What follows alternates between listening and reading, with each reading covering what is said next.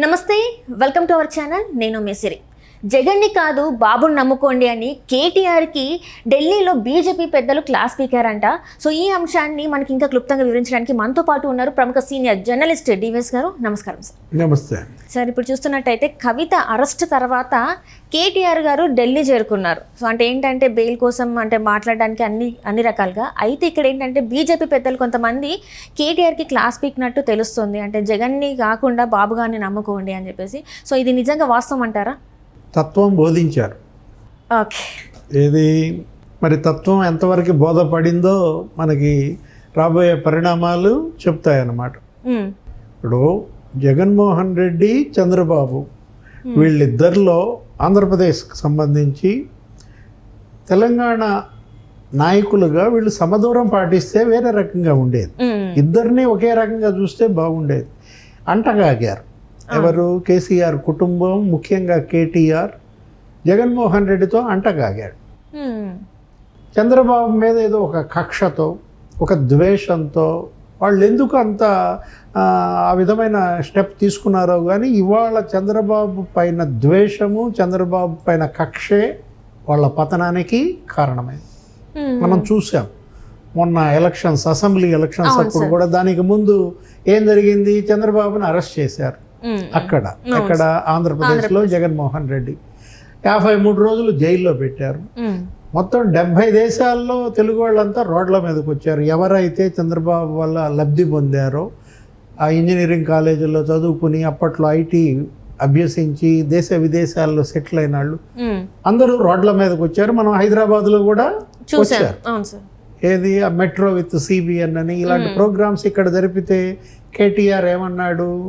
రాజమండ్రి పోయి చేసుకోండి, ఏపీలో చేసుకోండి, అక్కడ కదా జరిగింది, ఇక్కడ ఎందుకు, ఇక్కడ ఏదో పెట్టుబడులు రాకుండా చేస్తున్నారు, ఇక్కడ ఈ ఐటీ ఎన్విరాన్మెంట్ దెబ్బతీస్తున్నారు అన్నట్టుగా అతను చెలరేగిపోయాడు. మనం చూసాము అక్కడ ఆందోళన చేస్తున్న వాళ్ళ పైన కూడా పోలీసులతో ఎలా చేశారు. దాని ఫలితం ఏం జరిగింది? బాబు అభిమానులు లేకపోతే వీళ్ళ అహం పెరిగిందన్న దీంతో మొన్న ఓటమికి మరి కారణాల్లో ఇది కూడా ఒకటి. తెలుగుదేశం పార్టీ అభిమానులు అక్కడి నుంచి వచ్చి ఇక్కడ సెటిల్ అయ్యి ఆంధ్ర రూట్స్ ఉన్న వాళ్ళందరూ కూడా బీఆర్ఎస్ ఓడిపోవాలి అని కోరుకున్నారు, కాంగ్రెస్కి పట్టం కట్టారు.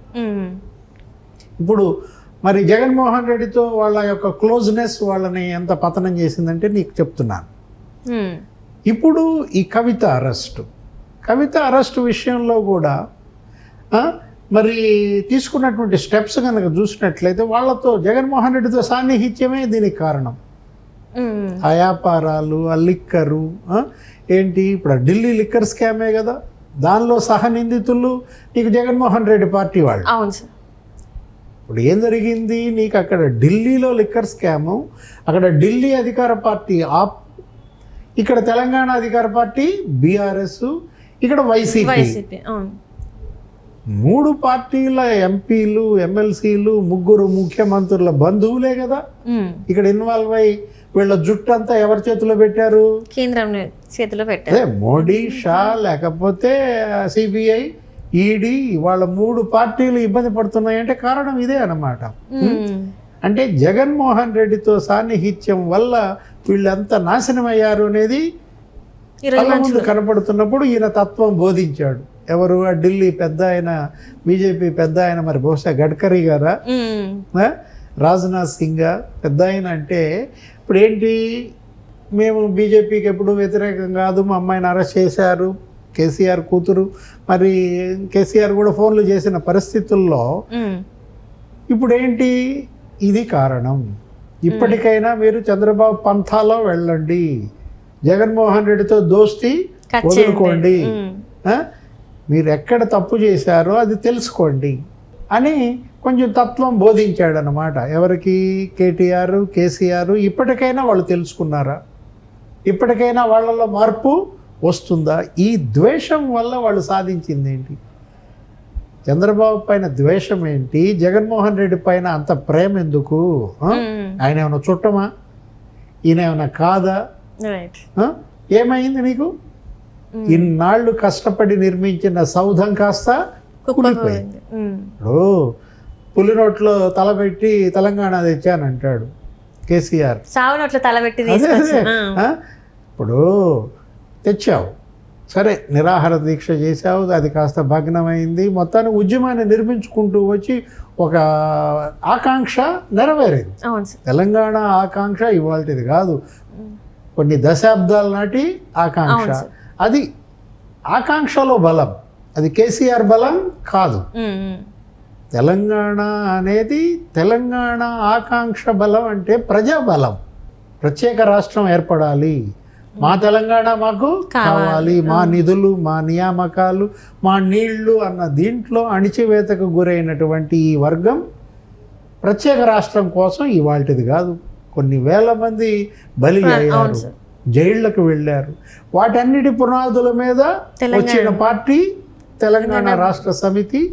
అది కాస్త భారత రాష్ట్ర సమితి చేయటం ఒక తప్పు, తెలంగాణ ఉనికిని కోల్పోవటం ఒక తప్పు, తెలంగాణ బలాన్ని తన బలంగా భావించి అహంతో విర్రవీగడం మరో తప్పు.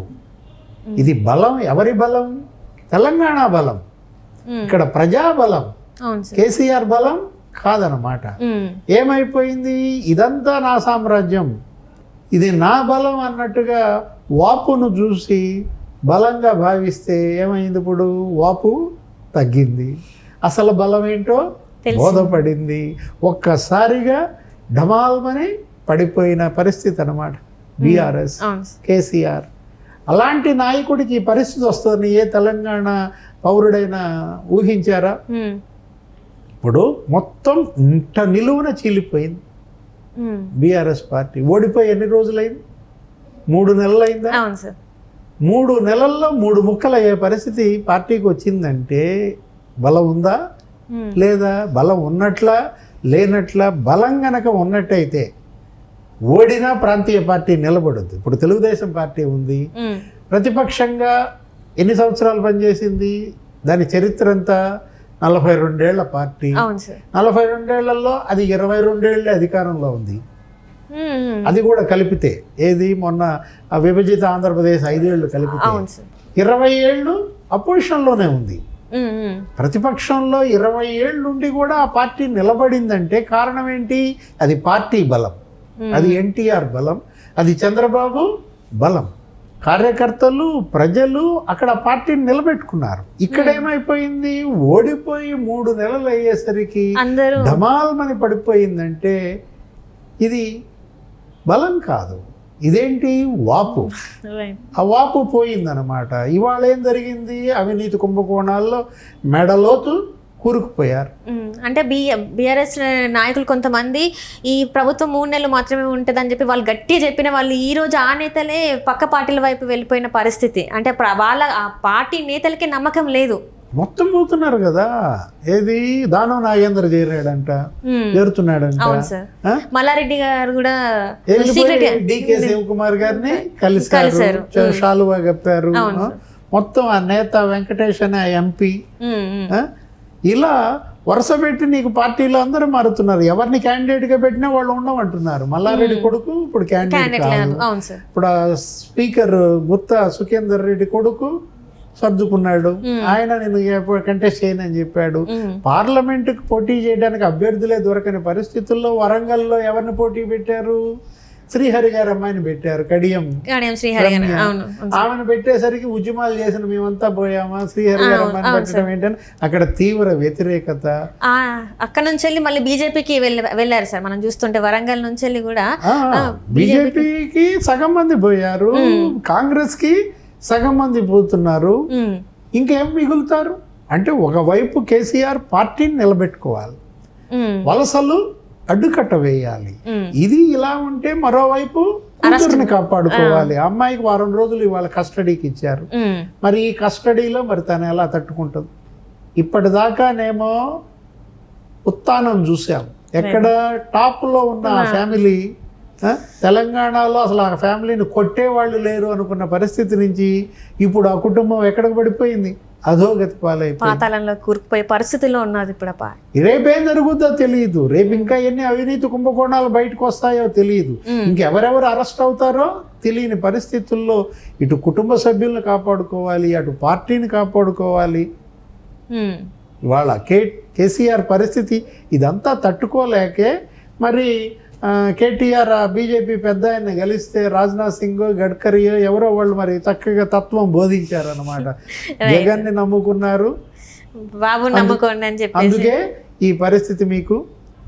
బాబుని నమ్ముకుంటే ఈ పరిస్థితి వచ్చేది కాదు రైట్ సార్ అని తత్వాన్ని బోధించారు. Right thank you so much sir.